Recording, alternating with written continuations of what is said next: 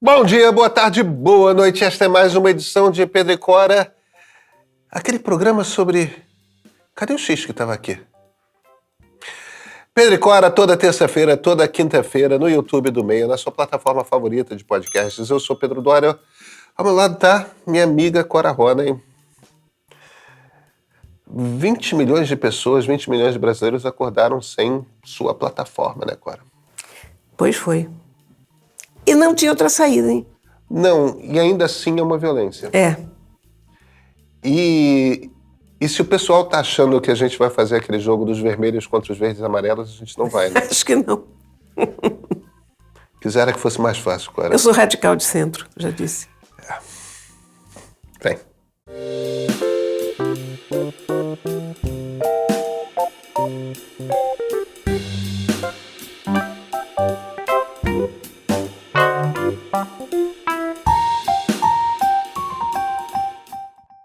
Cora, a essa altura nós já sabemos que, por unanimidade, a primeira turma do Supremo confirmou a decisão do ministro Alexandre de Moraes. Agora não é mais uma decisão monocrática. O X está suspenso no Brasil por prazo indeterminado e quem usar uma VPN para postar lá corre o risco de receber uma multa de R$50 mil.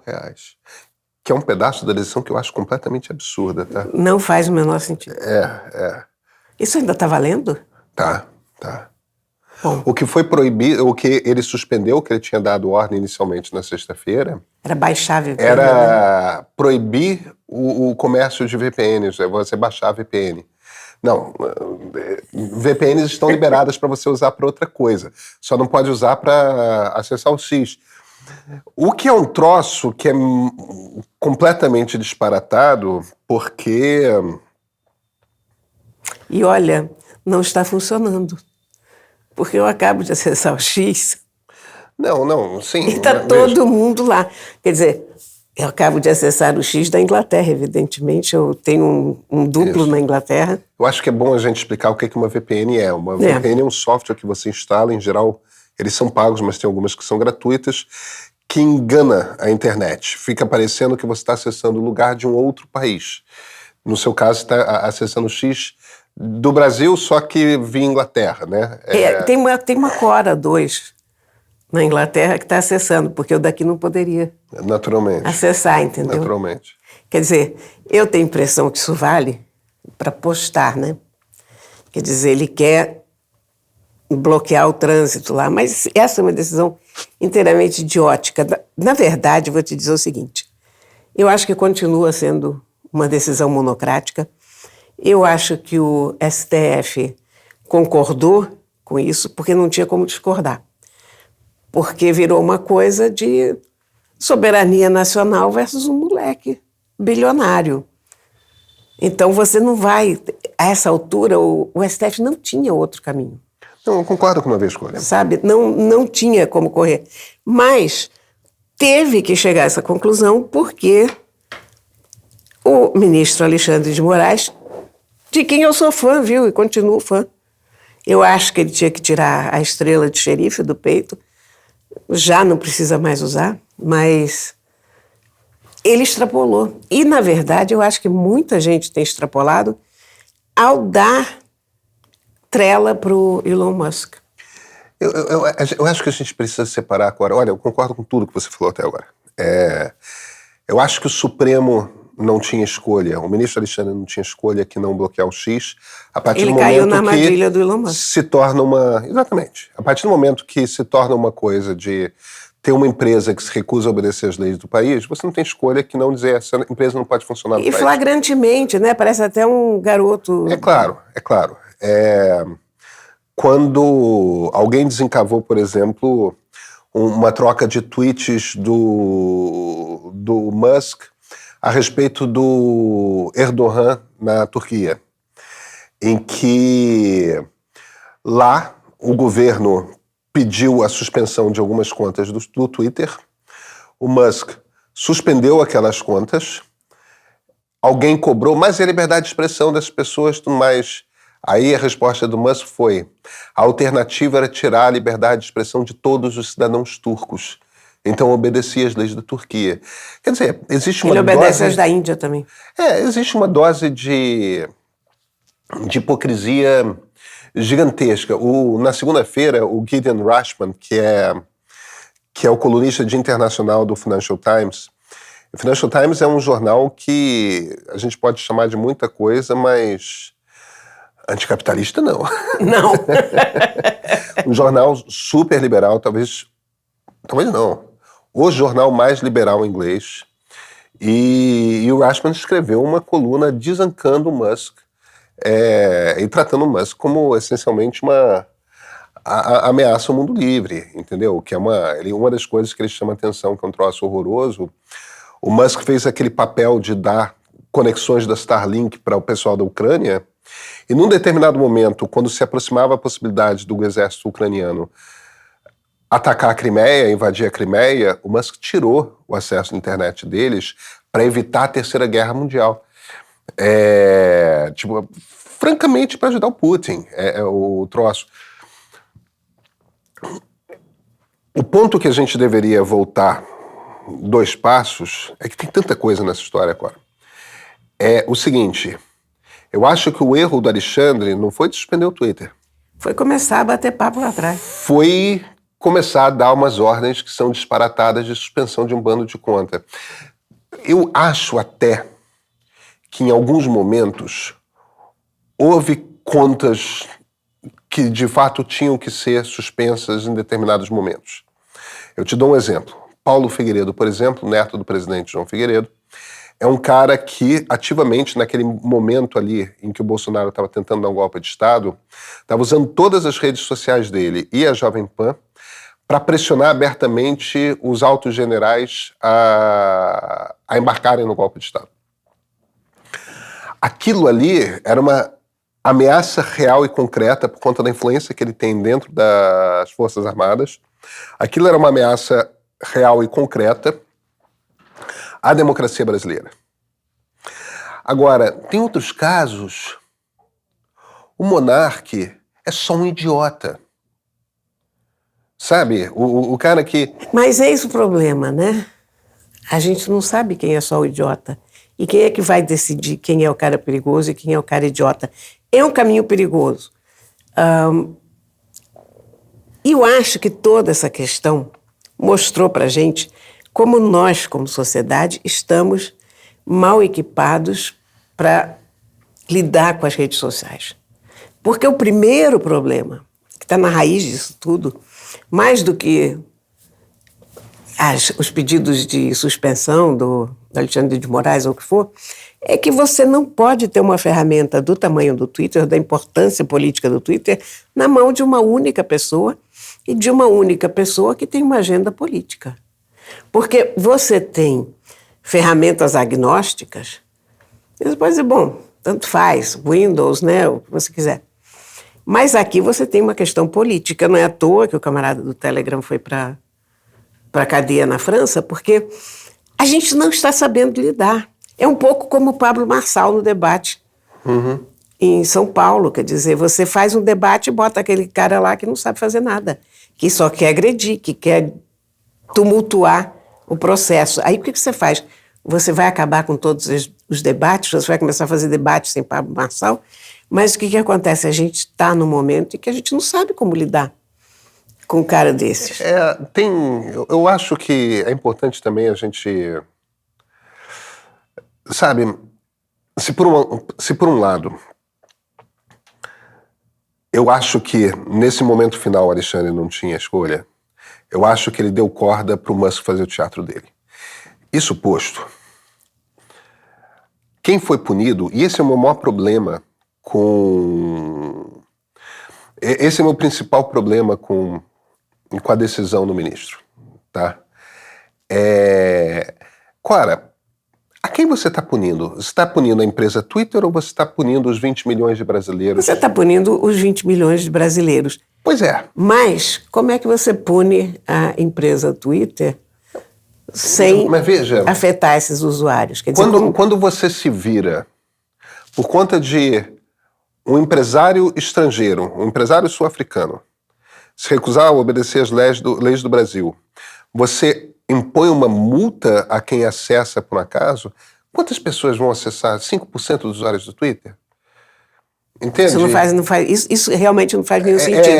Eu acho, aliás, que a decisão do Alexandre de Moraes se perdeu por causa disso e por causa da Starlink. Porque não tinha... Quer dizer, depois amigos meus disseram, não, mas isso é normal no direito, quando... Tem advogados que defendem, sim. Essa posição de que empresas do mesmo grupo econômico podem ser penalizadas, amigos que não tinham recebido do JB, quando o JB acabou, os advogados foram em cima de outras empresas, do Tanuri, por exemplo. Mas eu acho questionável, porque eu acho que deixa um flanco aberto. Não, pois é, eu acho que a decisão do VPN não faz nenhum sentido, é a pior de todas. Agora, a gente não pode ignorar o fato de que no momento que o Twitter é suspenso, no momento que o X é suspenso, 3 direitos fundamentais de 20 milhões de brasileiros, isso é 10% da sociedade. 3 direitos fundamentais, que são cláusulas pétreas da Constituição, são violados. Um é o direito de livre expressão do pensamento. Desculpa, eu tô meio fanho, que eu tô cheio de secreção, tô num processo de gripe. 20 milhões de pessoas que não necessariamente conversavam sobre política, falavam sobre futebol, sobre celebridade, sobre ciência, sobre... Eu estava usando o X principalmente para ler os debates sobre inteligência artificial, que no X são interessantíssimos. É onde tem o debate mais interessante sobre IA. No X tem um monte de debates e essas pessoas foram privadas de poderem participar de inúmeros debates que não tem nada a ver com política. 2. O direito de livre assembleia. Você ter o direito de se reunir com quem você quiser no ambiente que você quiser. E se a gente levar em consideração que o mundo digital é um espaço, que o ciberespaço é um espaço, e eu acho que você afeta o direito de ir e vir. Você diz que tem um lugar do mundo para o qual a gente não pode ir. Que a gente está proibido de ir. Mas olha aqui. Agora, o meu ponto aqui é o seguinte. Eu não estou dizendo que o Supremo tinha escolha a partir do momento que a empresa se recusa a cumprir as leis do país. Porque eu acho que o Supremo, neste momento final, não tinha escolha. Mas a gente não pode ignorar o fato de que é uma violência contra direitos fundamentais de todo cidadão brasileiro. A gente não pode normalizar isso. Essa decisão é uma violência. Isso tudo posto, as pessoas também às vezes ficam numa de só acontece no Brasil. Não é assim. Não. Pavel Durov acaba de ser preso na França por uma questão que é o CEO e fundador do Telegram, e os Estados Unidos estão para banir o TikTok de lá. Ainda existe a possibilidade, que por enquanto o governo chinês está me dizendo que não existe, de o TikTok ser vendido para o americano. Os americanos estão, em janeiro, o TikTok, valendo a lei que foi baixada, em janeiro o TikTok vai ser banido dos Estados Unidos. O Congresso americano foi banido isso. Da Índia. Então, a gente não está falando... Não, tudo bem. Partiram para um outro programa. Mas deles. A gente pode dizer, não, mas a Índia tem um governo autoritário, e tem mesmo e tal. Nos Estados Unidos, o governo Biden. E nesse caso da decisão do Congresso, foi uma decisão conjunta de democratas e republicanos, o banimento do TikTok. O Pavel Durov, que é o cara do Telegram, foi preso na França. É uma democracia. Então, esse processo de ir atrás das redes sociais, por motivos diversos, e nesse momento botar em risco a expressão de muita gente que usa essas plataformas, isto é um movimento que está acontecendo no mundo. E o Brasil faz parte desse momento. Eu acho que o ponto que eu estou tentando fazer aqui, em essência, é o seguinte. Para algumas pessoas que estão dizendo que o troço é normal e estão vibrando porque o time vermelho ganhou contra o time verde e amarelo, vocês são estúpidas. O que aconteceu foi a violação de uma forma muito grave e violenta de um direito de 10%, de direitos fundamentais em cláusula pétrea de 10% dos brasileiros. Isto não tem de ser comemorado. Agora, para a turma que está dizendo o Brasil é uma ditadura, isso e aquilo, tudo mais, aí eu me viro e falo, esse troço não está acontecendo só no Brasil. Os Estados Unidos, que tem lá a primeira emenda, foi aprovada uma lei que vai fazer com que o TikTok seja banido do país em janeiro do ano que vem. Então, e o CEO do Telegram foi preso na França, porque pousou na França, pronto, entrou a Interpol e prendeu. Entendeu? E no caso dele é porque dentro do Telegram o pessoal do ISIS conversa, é um bando de pedófilo troca imagens as mais horrorosas, entendeu? Por quê? Porque o Durov faz o mesmo discurso do Elon Musk. Liberdade de expressão, eu não vou controlar o que as pessoas podem falar. Então, o problema dessa discussão é que todo mundo está nessa de o time vermelho e o time verde e amarelo, e você tem que ter uma posição imediata se você está num desses times. Essa discussão não consegue caber nessa disputa binária, sabe? Essa discussão ultrapassa muita coisa. Inclusive, essa discussão chega numa coisa que é complicadíssima da gente abordar, que é a questão da liberdade de expressão.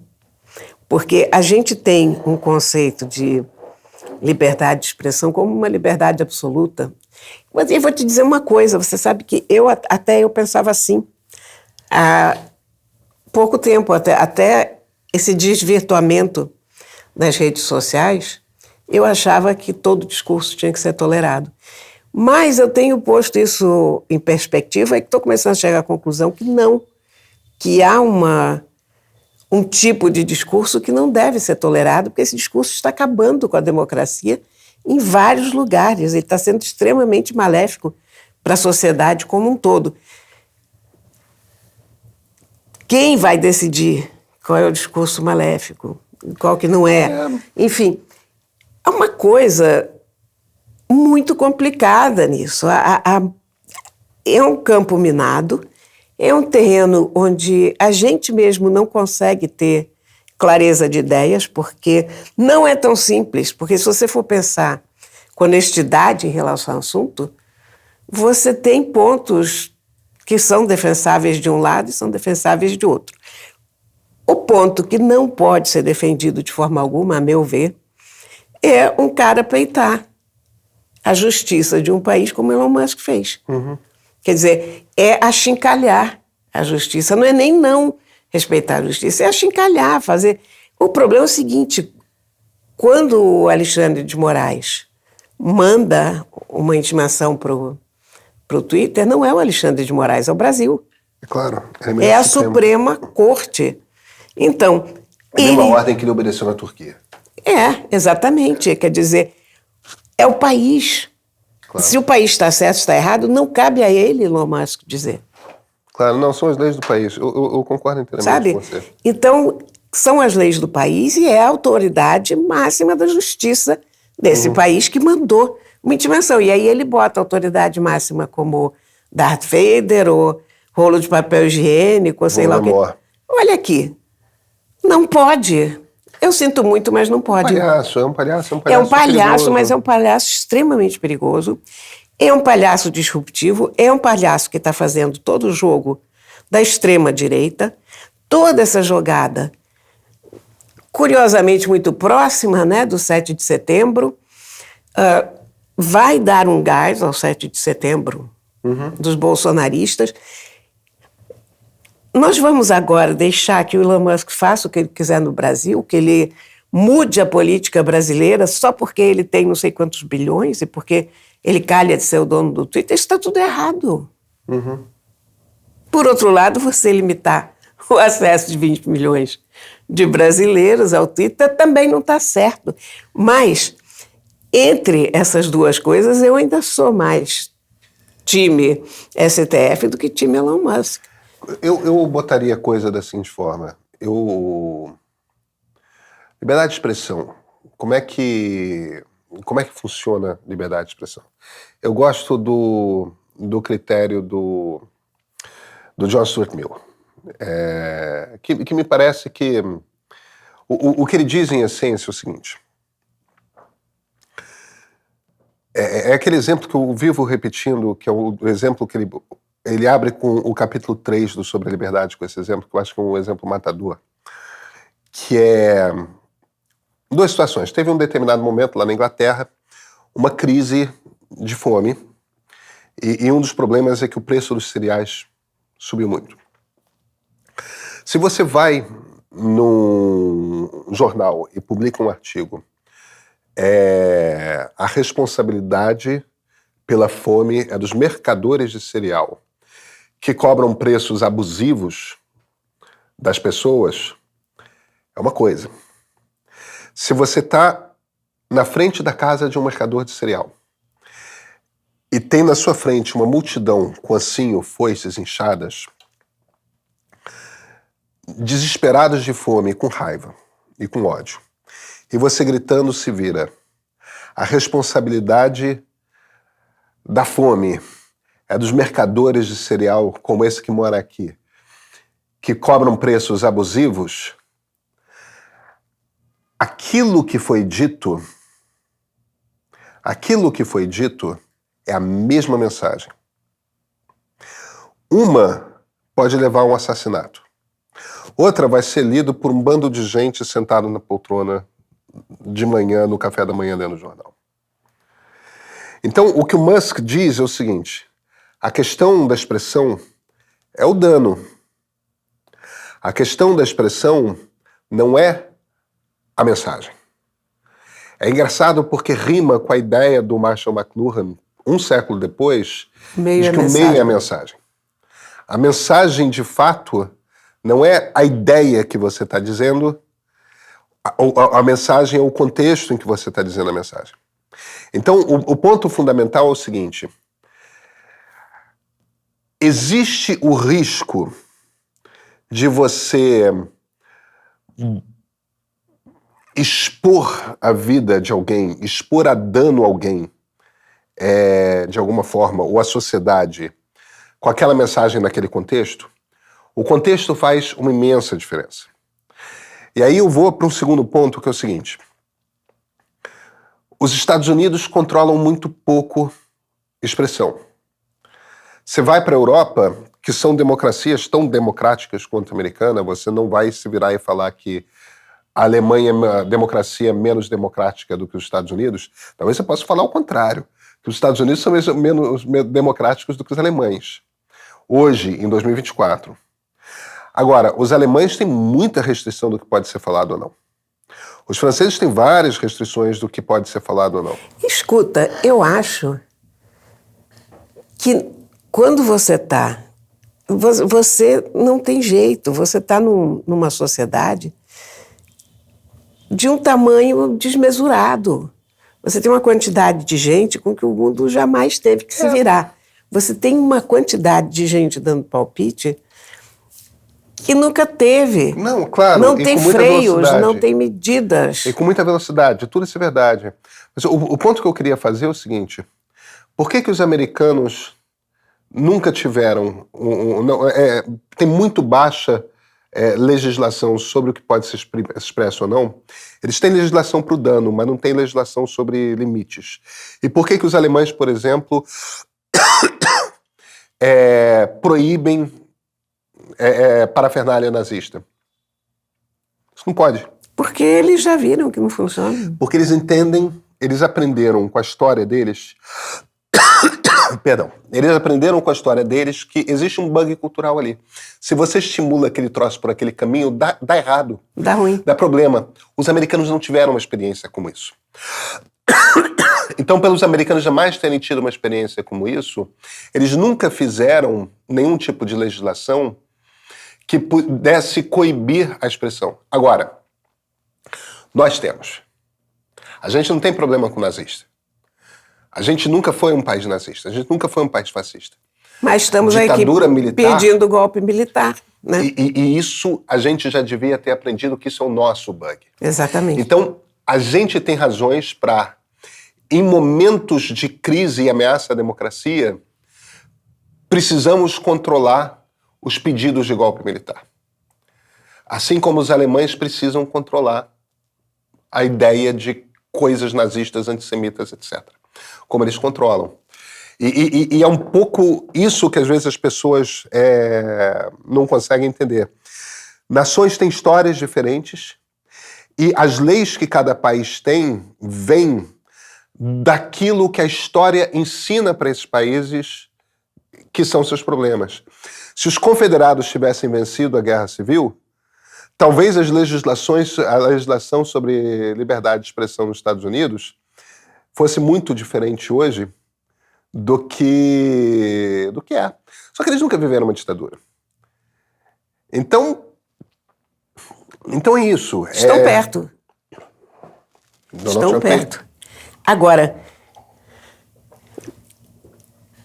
isso tudo considerado, eu acho que nós temos um problema com um tipo de personalidade que está tendo espaço no discurso público e que não poderia ter.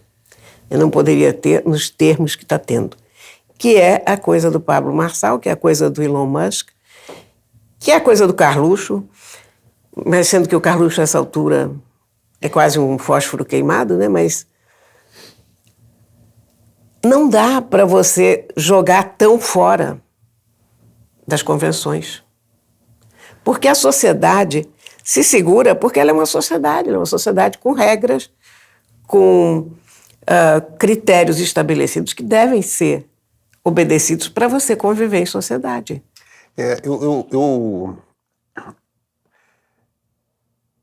Eu concordo com você em teoria. Eu tenho um problema com a prática disso. Bolsonaro e Elon Musk e Pablo Marçal, o problema deles não é o que eles falam.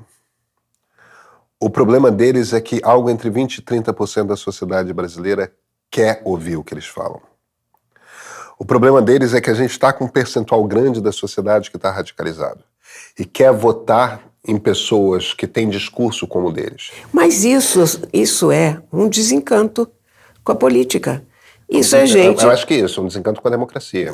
Mas isso é gente que cansou de ver o sistema tentando funcionar e não funcionando, não ouvindo, não prestando atenção ao que as pessoas querem. E aí o que o sistema faz? Aí canta aquele hino nacional do Boulos, né? Não, tudo bem, Cora. Mas aí o que a sociedade faz como resposta a essas pessoas? Caça os candidatos, caça a rede social, proíbe os representantes. Sabe qual é o problema? É que há seres humanos dos dois lados. Não, eu sei disso. Gente falha. Mas o ponto que eu estou fazendo aqui é o seguinte: eu acho que você descreveu muito bem o problema dessas pessoas que votam em Pablo Marçal e Bolsonaro. É isso mesmo. Estão olhando para o sistema e veem que o sistema não responde a elas. Não funciona para elas. Aí o que o sistema faz? Tira as pessoas em quem elas querem votar. Proíbe o espaço delas. Não melhora a situação. Então, aí a gente acha o quê? Que vai desaparecer Pablo Marçal, Carluxo, Bolsonaro, etc.? Não, vão aparecer outros, porque existe uma demanda crescente e a gente começa a radicalizar mais essas pessoas. Mas olha aqui, o que a gente faz? Porque esse debate da Prefeitura de São Paulo, isso não existe. Eu sei. Isso não é só que não existe, isso não pode existir. Eu sei.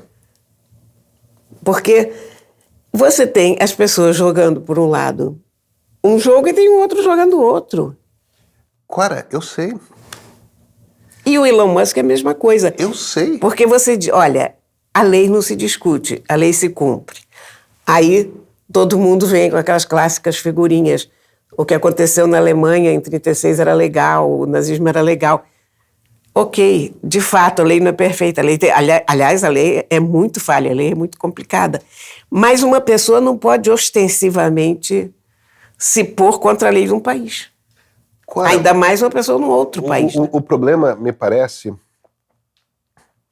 é a tentativa de buscar uma solução que é aquela solução, quero resolver o problema hoje. Então proíbe, cala... Não tem como resolver. E não tem como resolver.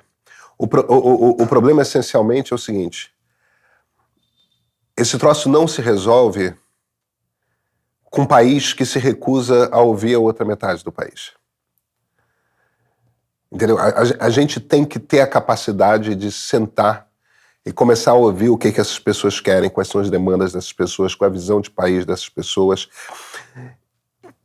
E entender o seguinte, este aqui, e eu estou falando do Brasil, mas eu poderia estar falando dos Estados Unidos, eu poderia estar falando da França, eu poderia estar falando de muitos países. Este aqui é um país que se pretende uma sociedade baseada numa nação.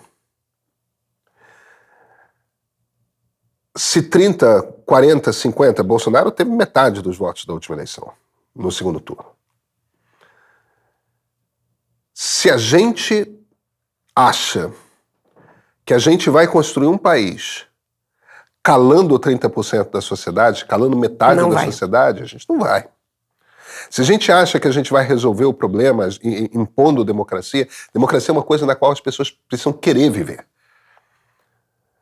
O ponto essencial que eu estou fazendo é o seguinte, o que toda a ciência política dos últimos 50 anos diz, isso é um conhecimento recente que foi construído ao longo das últimas décadas. O que a ciência política dos últimos 70 anos diz é o seguinte, democracias caem quando a sociedade não acredita mais na democracia.